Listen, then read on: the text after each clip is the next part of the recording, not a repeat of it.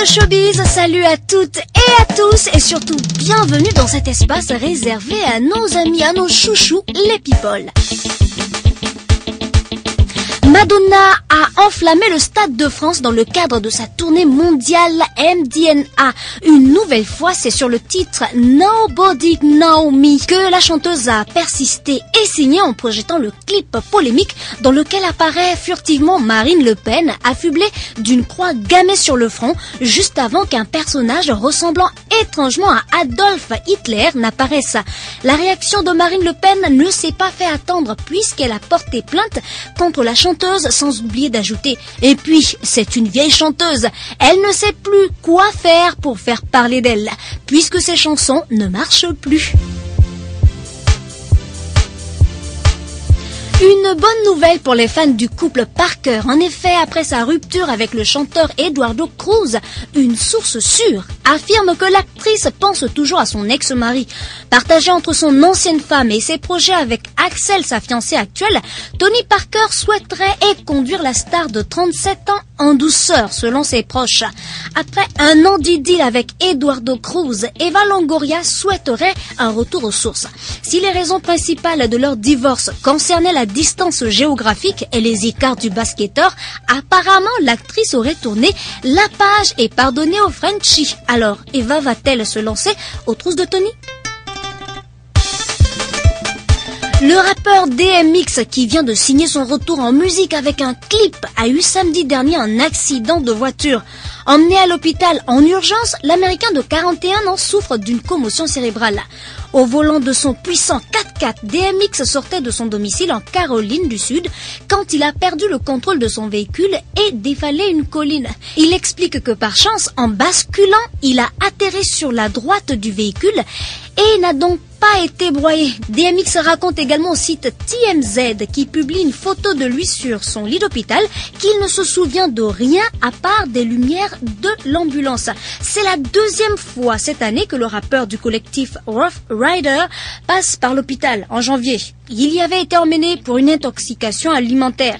Sa dure vie, rythmée par les condamnations judiciaires, l'artiste qui a vendu plus de 38 millions d'albums dans sa vie, l'embellit à chaque fois qu'il devient papa.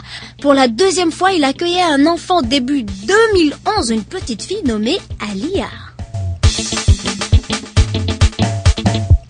Sylvester Stallone raconte à TMZ qu'il est en ce moment dévasté par la mort de son fils, Sage Stallone, et veut que la spéculation sur ses rapports douteux s'arrête. Quand un parent perd un enfant, il n'y a pas de plus grande douleur, donc j'implore les gens à respecter la mémoire de mon fils talentueux et à ressentir de la compassion pour sa mère aimante, Sacha. Cette perte déchirante se fera sentir pendant le reste de nos vies, ajoutant que Sage était notre premier enfant et le centre de notre univers. Mais c'est loin d'émouvoir les tabloïds du monde qui spéculent en ce moment sur ce qui a tué le fils de la star. L'ex-femme d'Asher va être forcée d'ôter la dernière lueur de vie qu'il reste en son fils de 11 ans, et ce, très prochainement. En effet, le jeune Kyle Glover que Tameka a eu lors d'une précédente relation est toujours en état de mort cérébrale, depuis qu'il a été percuté à la tête par un jet ski il y a quelques jours. Et parce que sa couverture d'assurance arrive à expiration, Tameka va être contrainte et forcée de débrancher son fils bien-aimé. Des sources proches de la famille ont confié que Tameka n'avait pas perdu l'espoir de voir un rétablissement spectaculaire de son fils, malgré le fait que les médecins l'aient déclaré en état de mort cérébrale. Elle aurait même confié à ses amis qu'elle croyait encore au miracle. Tameka ne pourra garder Kyle en vie qu'aussi longtemps que sa compagnie d'assurance s'engagera à payer, car elle ne dispose pas de fonds nécessaires pour couvrir les énormes factures d'hôpital.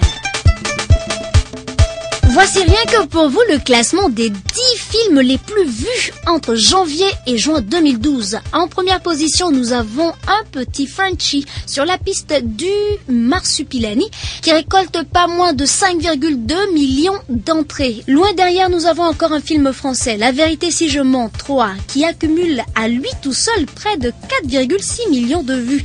Il est suivi de près par The Avenger, la super production américaine qui n'est que troisième avec 4,4 millions d'entrées. Quittons maintenant le podium et intéressons-nous à ce petit film français Le Prénom qui a fait beaucoup moins de bruit que les précédents mais qui se hisse quand même à la 4e place avec 3,3 millions de spectateurs.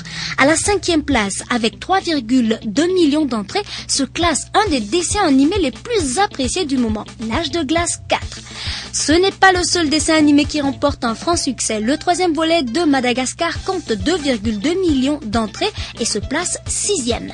Sherlock Holmes 2, quant à lui, fait un peu moins bien que les dessins animés en comptabilisant 2,4 millions de visiteurs. Il est suivi de près par un film français qui a fait polémique.